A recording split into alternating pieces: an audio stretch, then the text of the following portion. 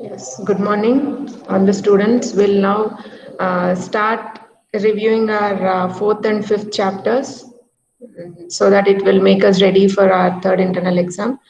And later we'll start revision from first chapter.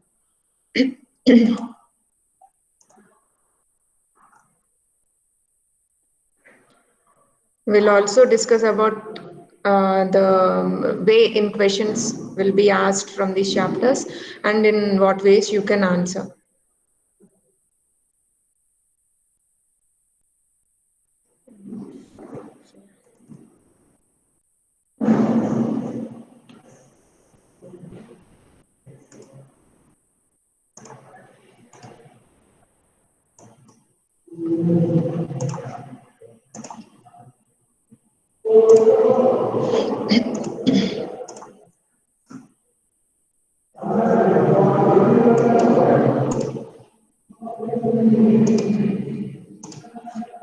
Your fourth module is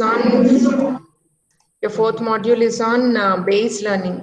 You remember we have covered concepts on Bayes theorem, Bayes classifier, and maximization method in this chapter, right? So let us quickly see what are the important concepts in this chapter and how to present in the exams when questions are asked on that.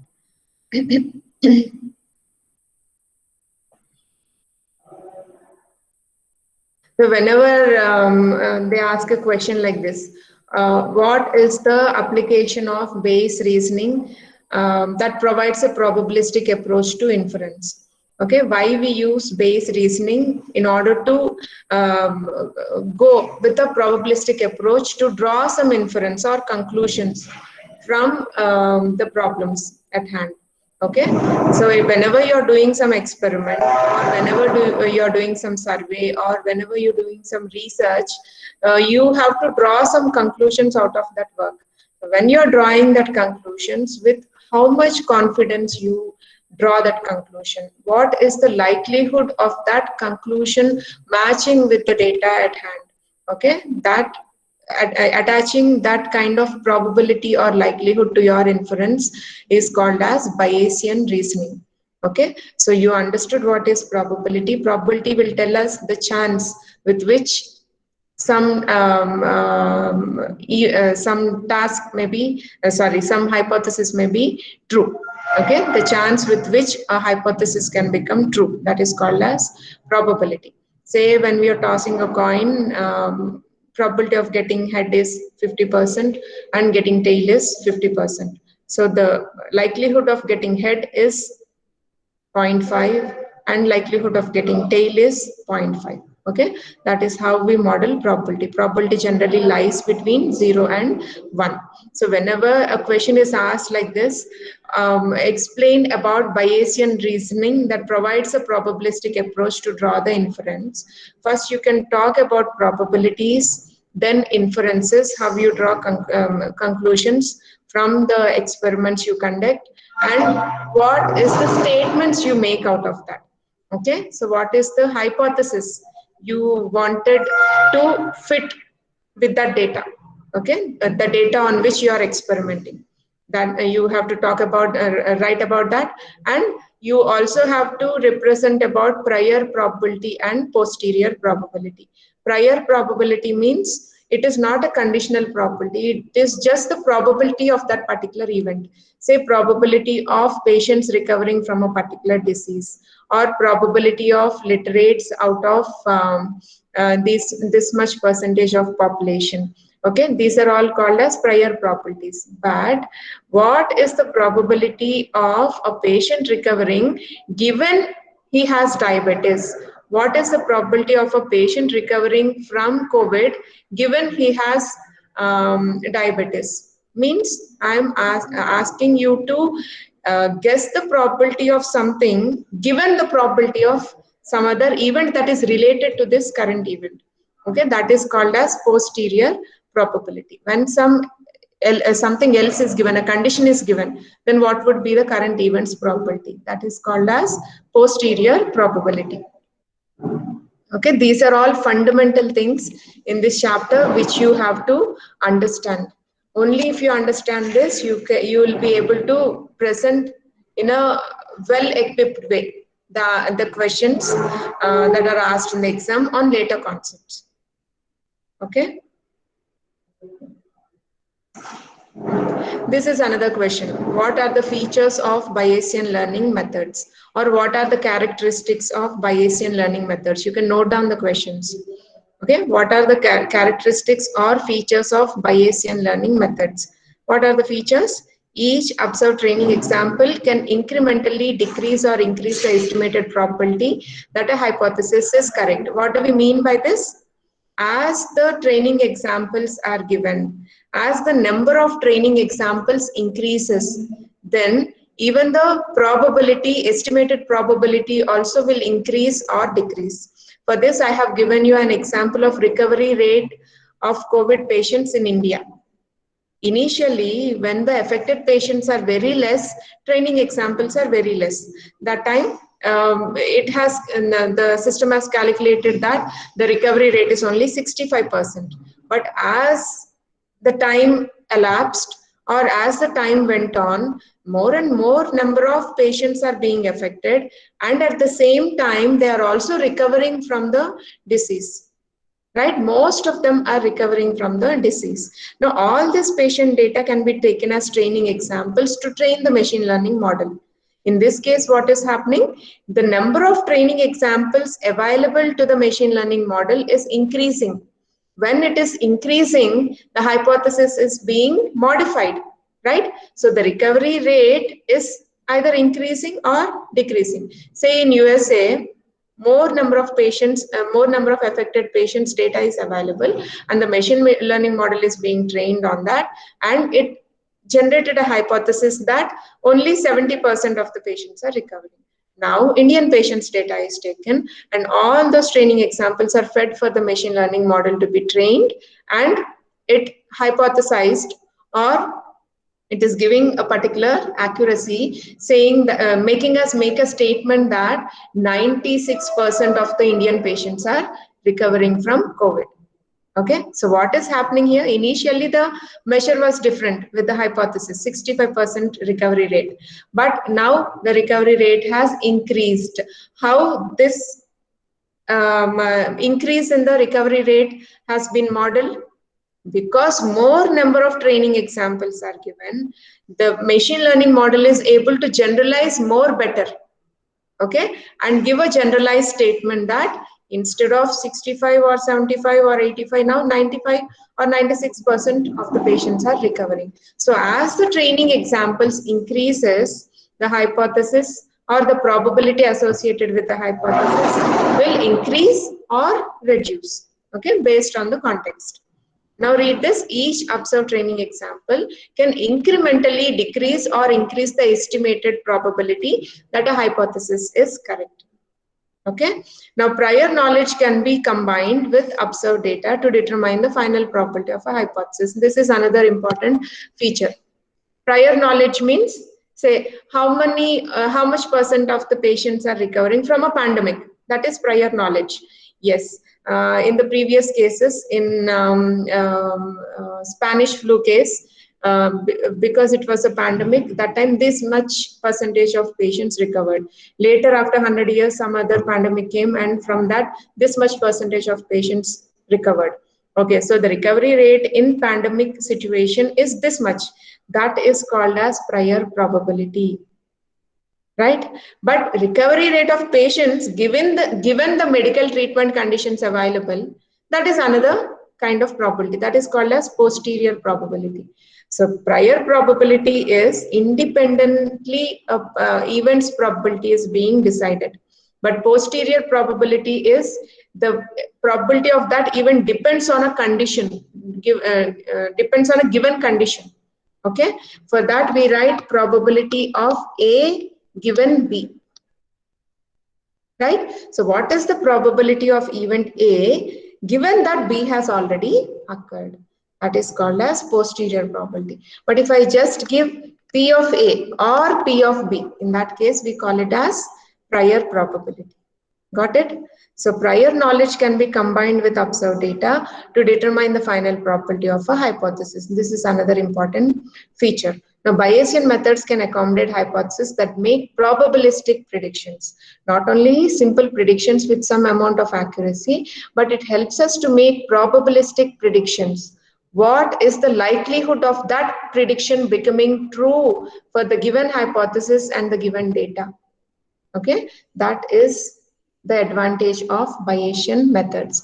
And new instances can be classified by combining the predictions of multiple hypotheses weighted by their probabilities. If a new instance have to be classified, if a new data point have to be classified, then the predictions can be combined. The predictions of multiple hypotheses can be combined and weighted by their probabilities. Say, in the hypothesis space, you have three hypotheses: hypothesis 1, hypothesis 2, and hypothesis 3.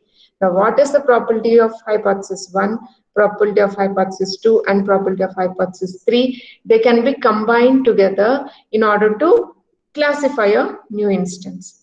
Remember, if a prior probability is not known in the hypothesis space H, all the hypotheses in that hypothesis space H1, H2, H3 will share the probability equally. What is the probability? Highest probability 1, lowest probability 0, right? The probability value lies between 0 and 1. Now, in that case, if a hypothesis space has 3 hypotheses and the prior probability of them are not known, in that case, all these 3 hypotheses will share the probability 1. So this will probability of hypothesis 1 is 0.33, probability of hypothesis 2 is 0.33, and probability of hypothesis 3 is 0.33. Okay, that is how the probability, prior probability, can be shared if it is not known. Okay. Now, even in cases where Bayesian methods prove computationally intractable, computationally unmanageable, they can still provide a standard of optimal decision making against which other practical method can be measured. Sometimes measuring the prior probabilities, measuring the posterior probabilities may not be feasible or manageable in large amounts of data when the data sets are very large. In such cases, these Bayesian methods can still serve us as a benchmark against which we can compare other algorithms' efficiency. Okay, so these will provide like a standard for us in order to understand the efficiency of other algorithms. Okay, so these are the features of Bayesian learning. And what are the practical difficulties in applying Bayesian learning? Okay, we understood what are the characteristics that make it adaptable for as a machine learning model. But what are the practical difficulties? They typically require initial knowledge of many probabilities. Prior probabilities of many events is required, and significant computational cost required to determine the base optimal hypothesis. In the general case, you have to do significant amount of computation, large amount of computation, in order to determine the base optimal hypothesis. Okay, in general cases, right? These are the difficulties. So when you're asked a question like this, what are the features of Bayesian learning methods, and what are the situations in which applying Bayesian learning is difficult? Right? Now, another question would come like this: explain Bayesian theorem, or derive Bayesian theorem, or discuss on Bayesian theorem with an example. Okay, in that case, how do you start?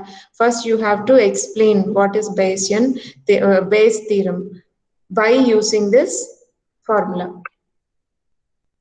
What is this? How does this explain Bayes theorem?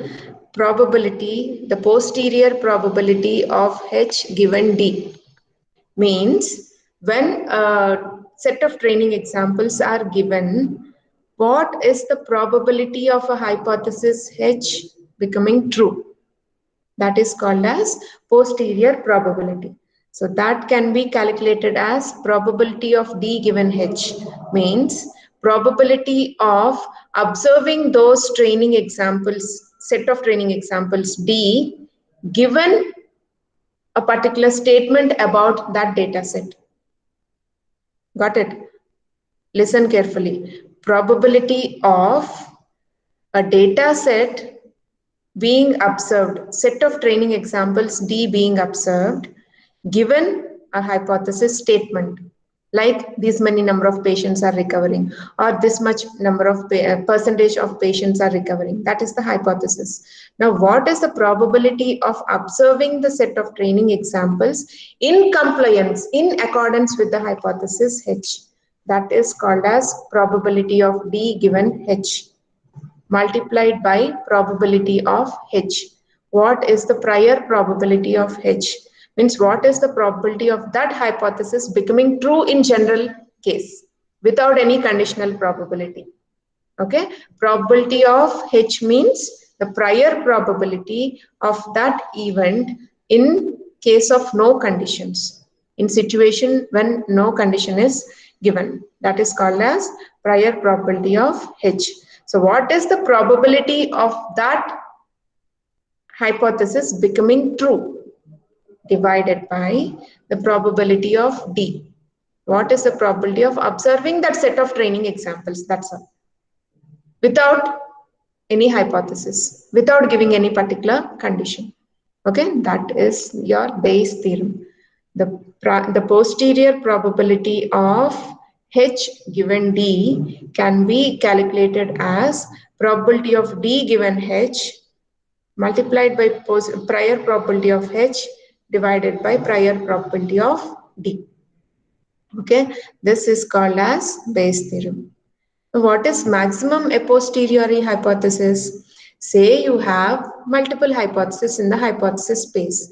As I said, in hypothesis space H, you may have multiple hypotheses. Now, among these hypotheses, which is the best suitable one for the given set of training examples? Okay, which has the maximum likelihood of becoming true with the given set of training examples? Say this has 0.66 likelihood, this has how much is left of that, 17 likelihood, and this has 0.17 likelihood. In this case, which is your maximum a posteriori hypothesis? Obviously this one. Why? Because this has highest probability of becoming true when the given set of when the set of training examples are given. That is D. Okay, that is called as H map, maximum a posteriori hypothesis, also called as H map. That will give you the maximum likelihood of a hypothesis becoming true for the given set of training examples, right? That you have to explain under Bayes theorem. First you give the Bayes theorem. The question will be asked like this: define Bayes theorem and discuss on maximum a posteriori hypothesis. Okay, in that case you can also show, if it is given for 4 marks, you can end up by saying what is H map. But if it is given for 8 marks, then you may have to prove this. You may have to derive it, how maximum a posteriori hypothesis can be represented. Okay, so how do you represent maximum a posteriori hypothesis? What is your maximum a posteriori hypothesis? The maximum likelihood of the posterior probability, right? So how do you calculate the posterior probability? By using Bayes theorem. Did you observe the connections? You want to find out the maximum a posteriori hypothesis means you have to calculate the maximum posterior probability. In order to calculate the posterior probability, you have to again take help of Bayes theorem. So what is Bayes theorem? Probability of H given D is calculated as probability of D given H multiplied by probability of H divided by probability of D. This is your Bayes theorem. Now, what is your maximum a posteriori hypothesis? Your objective here is to maximize the posterior probability. That you are writing here. Argmax, you are maximizing probability of H given D. You are maximizing the posterior probability of the hypothesis which belongs to the hypothesis space capital H. Now substitute according to Bayes' theorem, probability of H given D is nothing but probability of D given H multiplied by probability of H divided by probability of D. Right? So how do you further refine it? By omitting the constant. Probability of observing the training examples, simply observing the training examples when it is not dependent on any hypothesis. That is a constant. So you can omit that denominator and you can directly write it as probability of D given H multiplied by probability of H. Now you can still refine this formula for maximum a posteriori hypothesis. In cases when the prior probability is not known, I already said that the hypothesis in the hypothesis space H will share the probability 1. Okay, in that case, all the hypotheses will have same probability, right? Say if the hypothesis space has three hypotheses, in that case, one is shared by three of them as 0.33, 0.33 and 0.33. All the hypotheses are same, means all the hypotheses are having a constant value. When it is a constant value, you can even neglect this P of H. And maximum a posteriori hypothesis or the maximum likelihood hypothesis can further be written as argmax H belongs to hypothesis space. What you're maximizing? Probability of D given H. So whenever you try to maximize the probability of observing the training examples given a hypothesis statement, when you try to maximize that, that would be nothing else but your maximum likelihood. That is HML, maximum likelihood hypothesis. Okay. So your question will be like this. Define Bayes' theorem and explain how maximum likelihood hypothesis can be derived. In that case, you can first explain about Bayes' theorem, then explain about explain about maximum a posteriori hypothesis and how gradually you evolve at maximum likelihood hypothesis. Okay, so this explanation is very clear to you, right? It is very straightforward and you doesn't have any scope for even confusion also, getting confused also. You can directly derive and present it in the exam. Okay. So that is finally written like this, HML. Now, when I ask you to explain this maximum likelihood hypothesis or this Bayes theorem with an example, then you can take the example of this.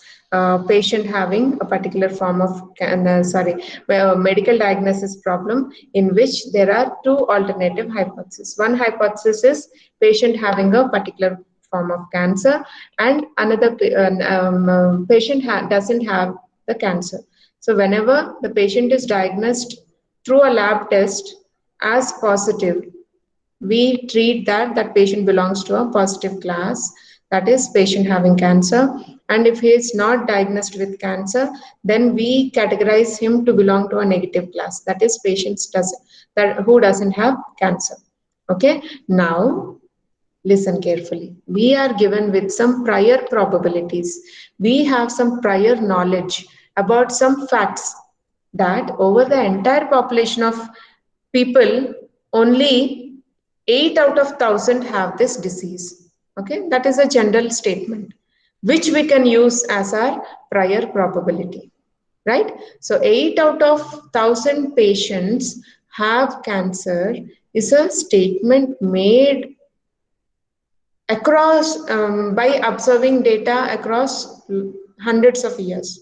Okay, so only 8 out of 1,000 people in India have cancer, but 50 out of 1,000 people in America have cancer. Why? Maybe because of their lifestyle, right? That is based on experiments done in that country. this is drawn in experiment done under a particular environment. Okay, rather than saying a country, I can say an experiment being performed under controlled conditions. Okay, maybe this geographical area it covers, or this category of population it covers, like that. Now this differs. That is why I say this hypothesis may differ. 8 out of 1,000 people have this disease may differ from experiment to experiment based on the geographical area it covered to perform that experiment.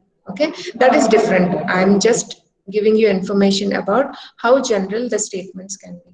Now in this case, for simplicity, we understood that the prior probability of people having cancer is 8 out of 1,000. Only 8 people can have cancer out of 1,000. Now, the lab test is all, another assumption is lab test is only an imperfect indicator of the disease. Lab test may have some error associated with it. 97% of the time it may give correct result, but 3% of the time we may take a chance. Means it may not be correct. The lab result may not be correct. And also in that, 97% of the time, it predicts that a patient is having cancer when he is having cancer. And 3% of the time, it predicts he is not having cancer when he is having cancer. Like that, you can understand the properties. I'll show you here. The test returns a correct positive result. The test returns a correct positive result in only 98% of the cases in which the disease is actually present. Okay, so 98% of the positive cases it will diagnose correctly, but 2% of the time it may make a wrong diagnosis that when the patient is having cancer, he may be diagnosed as not having cancer. Okay, that is that probability is 0.98.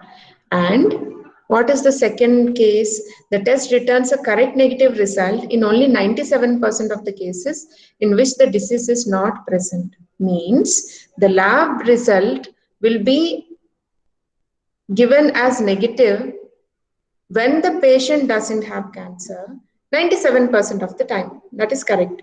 But 3% of the time, when the patient doesn't have cancer, he is diagnosed to be having cancer.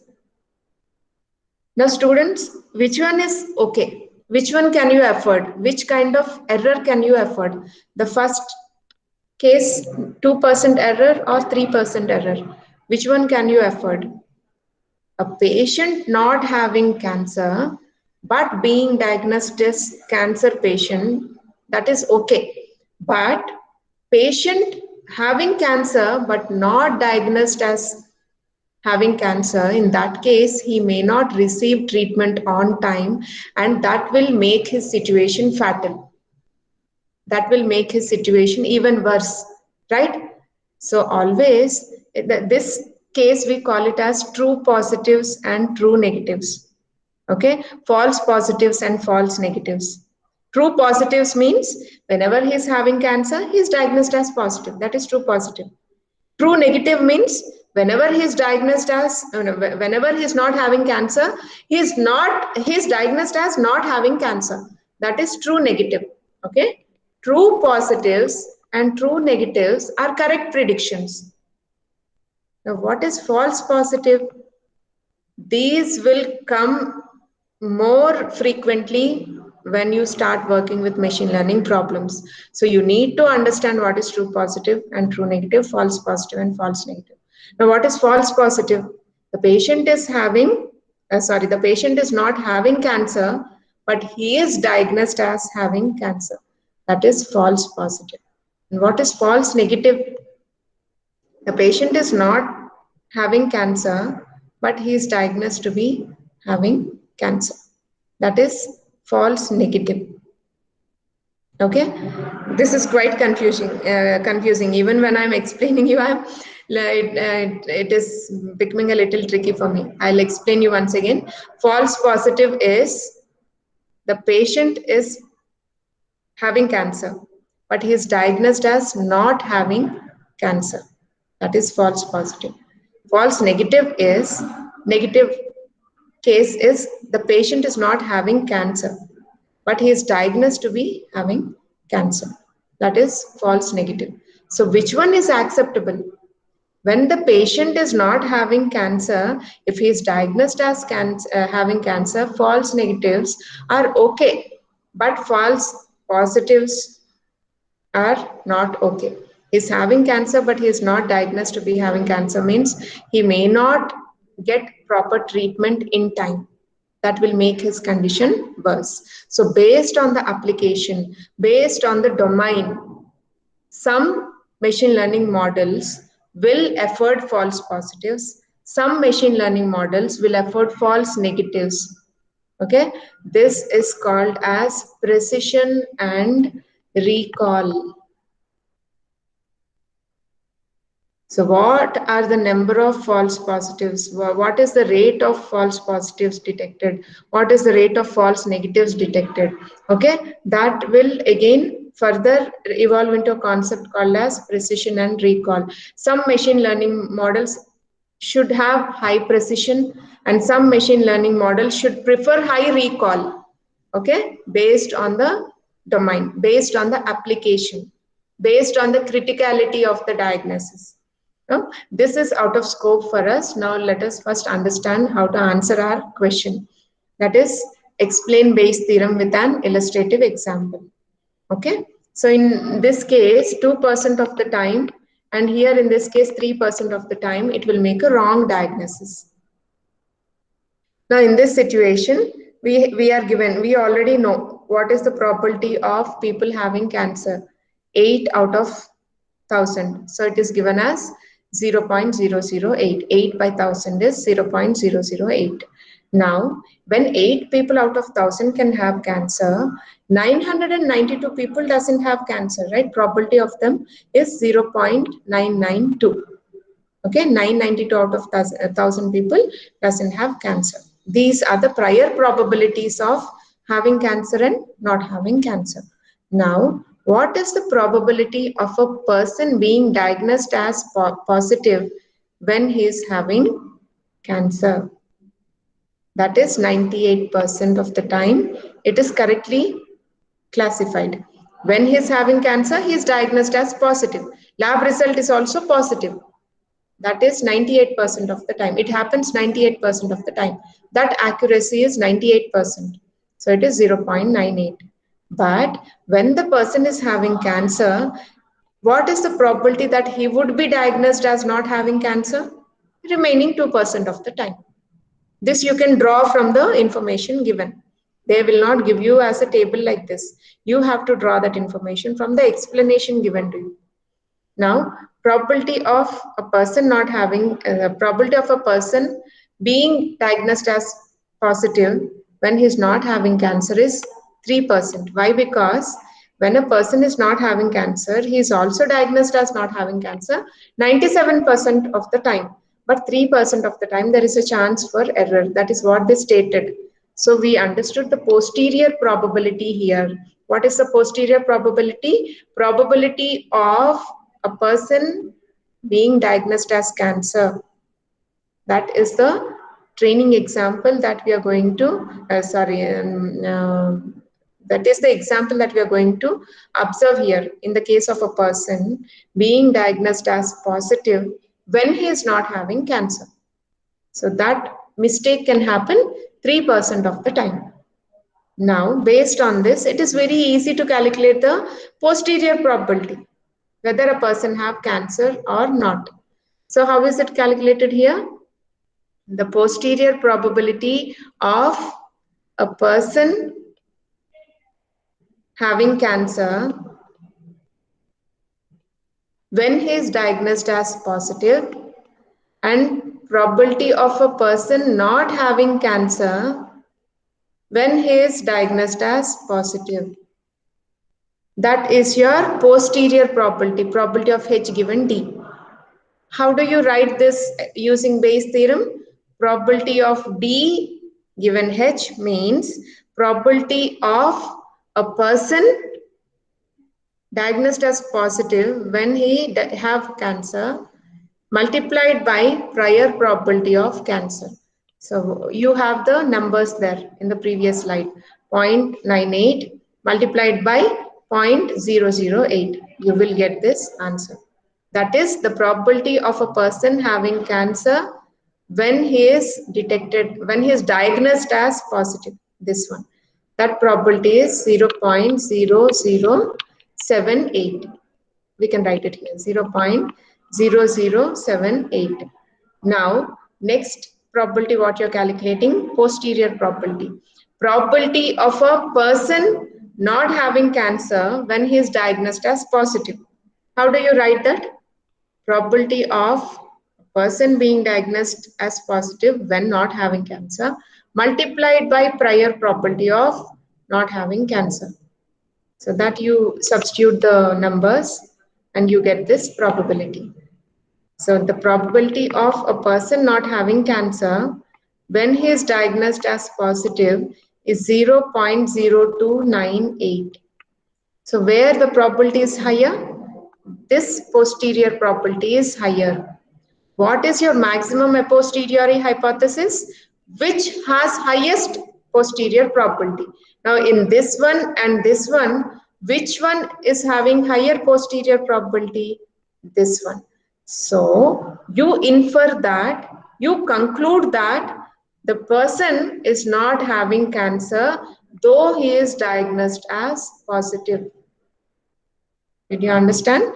The person is not having cancer though he is diagnosed as positive. Why? Because that posterior probability is high.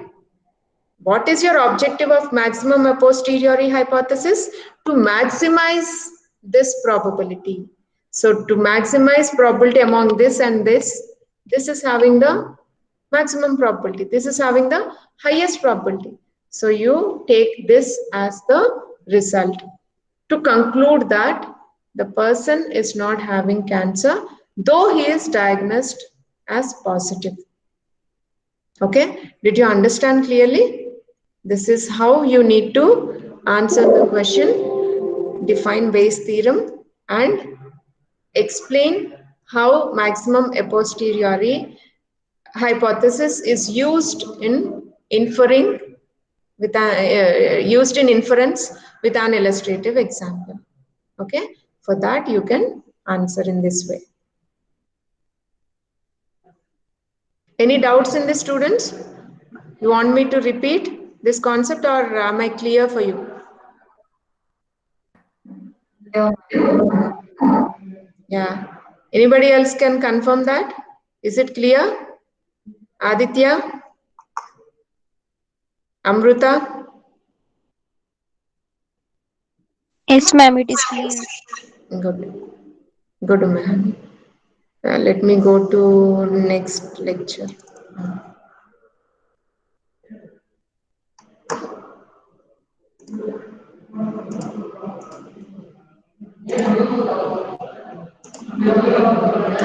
Now let's see from second lecture what type of questions we may get.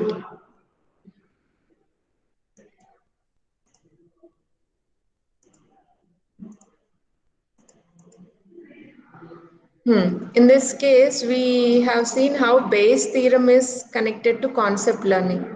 What is concept learning? A machine should learn some concept from the training examples given, right? For that, we have taken brute force based concept learning. So question can be asked like this. Explain about brute force based concept learning with an algorithm by writing the steps of the algorithm. Okay, so what are the steps in this brute force map learning algorithm? We can design how to go forward with it. We can design a straightforward concept learning algorithm to output the maximum a posteriori hypothesis based on Bayes' theorem. For every concept under this Bayes concept learning, you may have to use this Bayes theorem.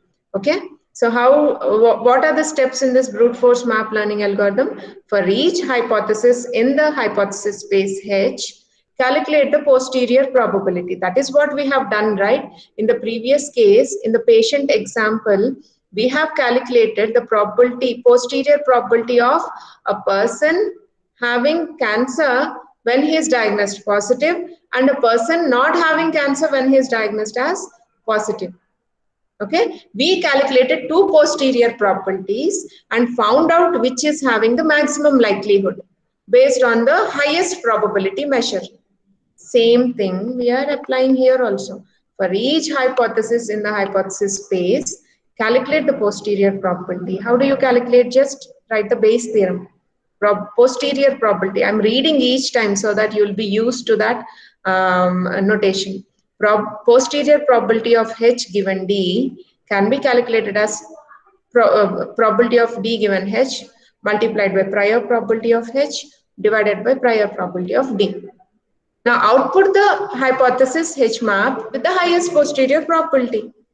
So what is maximum a posteriori hypothesis? You omitted P of H because it is constant when prior probability is not known, and you omitted P of D because it is not influencing any hypothesis. Okay, so your objective is to get the maximized posterior probability, which will make you the which will get you the maximum a posteriori hypothesis. You're trying to maximize the posterior probability.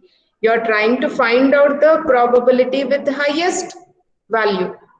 In your previous case, patient diagnosed as not having cancer, patient not having cancer when he is diagnosed as positive. That is having highest posterior probability. So that is your maximum a posteriori hypothesis, or that is your maximum likelihood hypothesis. Okay, so it is a two simple steps. What you have here in brute force map learning algorithm, first you calculate the posterior probability of all the hypotheses in the hypothesis space, and your second step is to output the maximum a posteriori hypothesis that is having the highest probability measure. That is your brute force map learning algorithm. Okay. So this example will explain you how you can derive. In this case, probability of D given H, we are writing it as 1 if the training examples are in compliance with the hypothesis. And if the training examples are not in accordance with the hypothesis, then you take it as 0. Okay, this is a basic representation. Probability of, listen carefully, probability of observing a set of training examples when the hypothesis statement is given to you, that is 1, that is having maximum probability when your training example DI is in accordance with the hypothesis H of Xi. Got it? And if it is not in accordance with H of Xi, it will become simply 0. Means there is no probability of observing a training example that is not in compliance or in accordance with the hypothesis. So that probability is entirely 0. Indirectly, you're stating that your hypothesis is the best hypothesis, which is fitting, explaining all the training examples given. You're telling indirectly that it is your maximum likelihood hypothesis. That is your maximum a posteriori hypothesis. That is why you have confidence that none of the training examples will be inconsistent with the hypothesis. In that case, the probability is entirely 0. And every training example is will be consistent with the hypothesis. In that case, probability of D given H is 1. Okay, this is how you need to understand this representation. Now for this, simple derivation is given here. Taking 1 by absolute number of hypotheses in the hypothesis space. Say if you have 5 hypotheses in hypothesis space, then mod of H equal to 5. Okay, so that is given by mod of H divided by probability of D. Now what is probability of D? Probability of observing a set of training examples can be represented as version space in which you have hypotheses that are consistent with the training examples. D, you know what is version space, right? Version space will have hypotheses that are consistent, or that are only consistent with the training examples. Or I'll frame it more better. Version space will have only the hypotheses that are consistent with the training examples. D. That is why we represent it as version space of HD by total number of hypotheses in the hypothesis space. Okay, so finally you will get a representation like this: 1 by number of hypotheses in the version space that are consistent with the training examples D. That will give you the posterior probability of H, or probability of H given D. Okay, this is how you need to represent based on this measure. Now, instead of that, we can directly write like this. Instead of 1, we can represent by using version spaces. Normally, what we understood, probability of H given D will be 1 if the training example is consistent with the hypothesis, and it is 0 when the training example is not consistent with the hypothesis. Now, we are representing this 1 in terms of version spaces. That is 1 divided by total number of hypotheses in the version space that are consistent with the set of training examples. Okay, that is you're sharing the probability between the number of hypotheses in the version space that are consistent with the training examples. Say you have 2 hypothesis in this version space, you will have 0.5 probability for the first version space, for the first hypothesis, and 0.5 probability for the second hypothesis in that version space. Okay, if you have 4, then the probability will be 0.25 for each. Okay, that is how this representation is given. Now this diagram will explain you, as you go on increasing the number of training examples, the hypothesis will narrow down. Initially, all the hypotheses in the hypothesis space will share equal probability. But as you go on observing the training examples, one hypothesis will have more probability than the other hypothesis, which is represented like this. Okay, in this case, say if you have H1, H2, H3, all are having equal probability. But as you go on observing more number of training examples, say H1 and H3 are losing its likelihood, and H2 is having highest probability. That hypothesis is having highest probability compared to other 2 hypotheses in the version space. In that case, you tell H2 is the maximum a posteriori hypothesis, or the maximum likelihood hypothesis. Got it? And maximum a posteriori hypothesis and consistent learners, you can just read through and represent it. This is the explanation what I have given you already. Okay, so we have covered 2 questions today. What is Bayes' theorem? Explain it with an illustrative example, and discuss about Bayes' theorem. Or what is this question? Discuss about Bayes' theorem in relation with concept learning. Means how Bayes' theorem is used in concept learning by a machine learning model. How the concept will be learned? By giving that last diagram. But when more number of training examples are being encountered, the maximum likelihood of one particular hypothesis will increase, whereas the other likelihoods will reduce.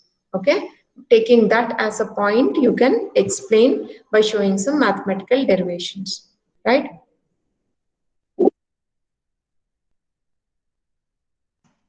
Okay, in the next class, we'll cover other concepts in this chapter.